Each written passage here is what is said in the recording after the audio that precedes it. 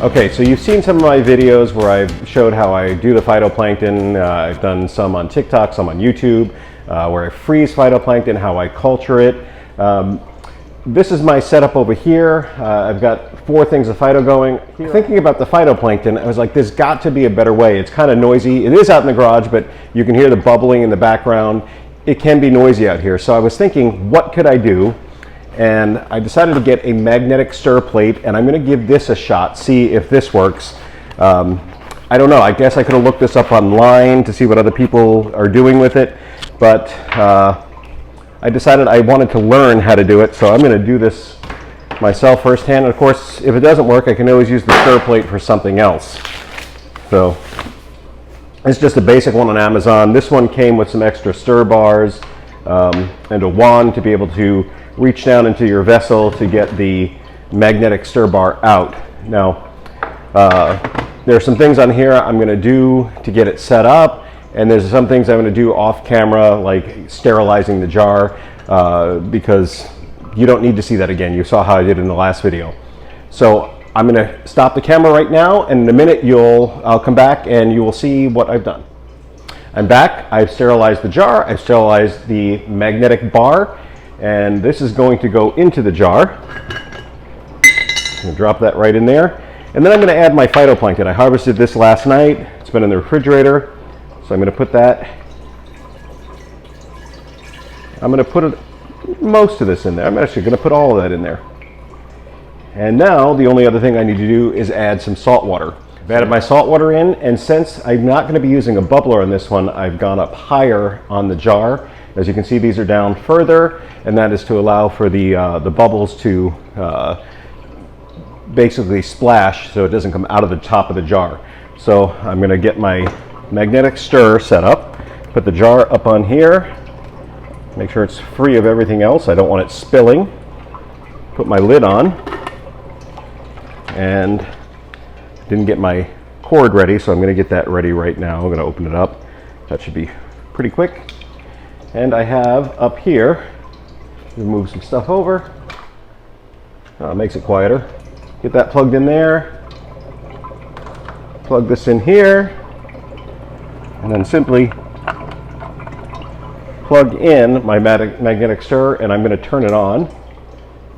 And of course I got to get the stir in the center, so give me a second. This is where the magnetic rod is going to come in handy. And all right, we're going to try again with some tongs. What I'm finding is the magnetic rod is good for pulling the magnet out, but not so much for placing it into the center. So I've sterilized these. I'm going to try putting it in the center. I might have to try a different jar. We're going to try this again. I was having so much trouble with those glass jars because they have a convex bottom on the inside that the stir bar would not stay in the center. I was hoping that the magnetic stir plate would keep it in place, but once it started moving, it would just throw it off to the side. Just too much of a curve in there. So I worked really hard this weekend. My wife and I went to a bunch of different stores, and we found something that'll work for now. This is actually like a vase or something like that. You put a candle in it, but it has a flat bottom in the inside. We're going to give this a shot, and since it doesn't have a lid, I'm going to use this plate that we picked up as well. It's got like little ridges on it to keep it in place. Hopefully that'll work. We're going to try that today, so let's get started. I put my phyto station together over here. I've got 5 1-gallon jars going right now. It seems to be doing well, but I want to see if I can do better with the magnetic stir plate. So the first thing I'm going to do is add my magnetic stir right at the bottom, and then I'm going to put my phyto in, because I want to always put about the same amount of phyto in. This was harvested just about 3 days ago, and I might add some more to that. I don't think that's quite enough. This jar seems to be quite a bit bigger than those jars, so I think I'm going to add some more to that, but I'm going to add my water in first just to see if we can get this going. Now this is salt water, and this is just about 2.5 liters worth. So yeah, I'm going to want to make that a little bit darker with some more phytoplankton. But I'm going to turn this on and make sure it works. And it is working. It is spinning. It is staying in the middle. Now I'm going to go get some phyto and put in there, and I got to put my fertilizer in, but hopefully this will actually be something to help grow phyto better. It'll be quieter. I have those unplugged right now. That's why there's no bubbles going in them, because it gets very loud in here.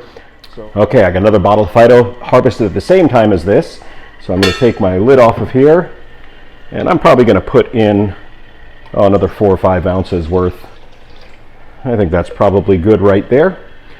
So I'm going to add a little bit more salt water to that as well. I'm going to bring it up to about here. And before I do that, it's time to put in the fertilizer. If you saw my last video on the phytoplankton, you'll see that I have the part A and B fertilizer. I'm almost out of this, but I ordered the Fritz fertilizer part A and B on Amazon. You can get it on there. It's fairly cheap, but I'm going to use this stuff up. And since I'm going to have a little bit more water volume in there than I have in those, normally I do 2 millimeters. I'm going to do 3 millimeters of each of these and give it a little bit more fertilizer in them. And since it's so low, I'm going to have to do 2 and then 1. And that is the part A. I probably have enough of that left for 1 more culture. And this is the part B, and I'm going to do the same thing.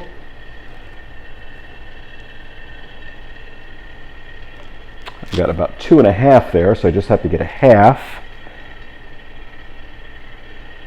And there we go.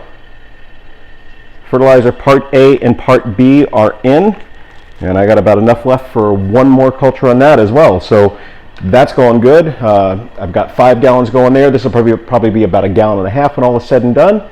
Put my lid back on, and I'm not going to do it on camera, but I'm going to add some more water about up to this mark as well. So I hope to, in about a week to 10 days time, have a good answer on whether this works or not. So why am I trying a stir plate instead of just using the bubblers, which everyone seems to do? Well, a few reasons. One, I'm trying to see if this does a better harvest than the regular way with the bubblers. It costs a little bit more because bubblers are cheap, let's be honest, and this stir plate is about $25 plus, you know, the special jar and everything. This probably cost me about $45 to get this little setup. Now maybe if I spend a little more time I can find it cheaper, but I want to see if this will harvest any more, if it'll be a better harvest. Plus, the one thing I've noticed about the bubblers is you get like this layer at the bottom of all the phyto that settles down. And I have to go through and shake the jars every day, but I still get that settlement at the bottom. And I don't like to put that into the phyto that I'm giving to people or selling to people. So I'm hoping that this will keep it suspended as well. The other thing, if you notice, I brought the level up pretty high. The reason I did that is you can't do that as much on these because it's going to bubble and splash on the top and get everywhere. This, you can see, it's pretty clean. It just spins. It causes a little vortex in the middle, and my hope is that that vortex, the fact that it's not splashing, means that I can put more in a vessel and thus harvest more as well. I hope to have an answer in about a week to 10 days whether or not this worked. So stay tuned for that. In the meantime, please like and subscribe and comment below.